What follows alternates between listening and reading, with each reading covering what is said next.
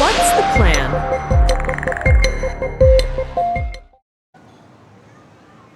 Hey guys, so today I'm here because I'm going to chat with a friend of mine. She is a very talented mother of 2 boys. So let's come and join me.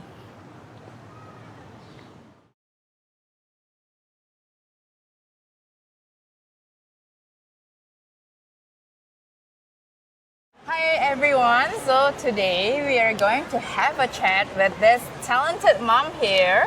So can you share a little bit more about So yourself? my name is Jessica. Drawn by is a passion project which does my art designs, simple ways for kids to enjoy in terms of like creativity, art, and I have all of my designs available for sale for parents and kids to connect with one another. Actually, really quality products. We have few sets for ourselves as well. glad. Thank Yeah, you and very it's not much. only for the kids, but it's also for the parents also. Yes, I do have a lot of people saying that they are very good for stress relief, relaxation as well. So very glad that you guys have actually asked me to come and speak to you today. So talking about stress, is there any concern or like do you have, or what is your biggest fear about your child's education today? So my boys have, they've grown up. They're now in primary school. They're 8 and 10 already. The bigger one has started his exams, and the smaller one is going to be starting next year. So my kids are a little bit more sensitive in the sense where they can feel the pressure from parents that we want them to succeed in life. So it's been trying to balance nurturing them to have confidence when it comes to studying and everything, and also trying to help them with the expectations of what exactly it means to do well in life, in academics, in their studies and things like that. Yeah. So in talking about balancing, I don't think it's easy for the kids, right? It's hard because the expectation, especially in Singapore, is that we have a lot of requirements for them. They have to do well at their sports, they have to do well in school, they have to be good people with their friends, and of course, we hope that they'll be obedient, listen to us, and sit down all the time lah. But that's just not the way kids are. Kids are meant to explore the world and to discover things. It's a period for them to really learn about what it is like to live in this world before they have to actually start being adults and taking responsibility. So how do you actually personally help them in navigating these challenges? I feel that it's very, very important to connect with your children. That like for me, when I'm actually out here in a pop-up, which is where we are at the moment, right, I don't get to spend a lot of time with my kids. And I feel that even for like this 1 week that I'm here, time flies by so fast. You miss all the little moments in their lives. And for these kids, right, my kids, every little moment that we happen to miss, right, could be a changing point in their life. I think it's very important to take a few moments and properly and effectively sit down intentionally to speak to your children and ask them how they have been doing things, whether anything has been going badly or even well for them, and finding out how are they feeling about it and processing it as people. I think emotional regulation is really very important for children as they're growing up. If they're able to properly emotionally regulate, right, they'll be good adults in the future for sure. So in your line of work or based on your experience, right? So what do you think is the most important thing to prepare your kids for the future? I feel that, obviously what my products do, right, is to help create a lot of confidence for kids. That it doesn't matter whether they make mistakes. It doesn't matter whether they don't know what they are doing. What's important is that they try, and if they do make mistakes, to own up to it, clean it up, try again.